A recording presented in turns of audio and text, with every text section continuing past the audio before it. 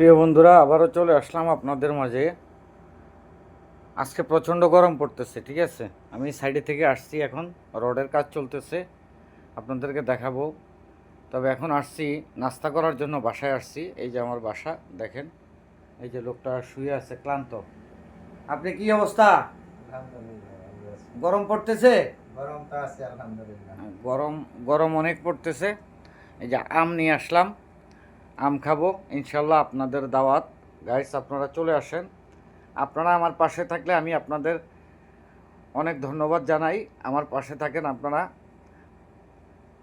আপনাদের জন্য শুভকামনা রইল। এই যে আমগুলো, এগুলো সৌদি আম, দেখেন সৌদি আম অনেক ভালো আম।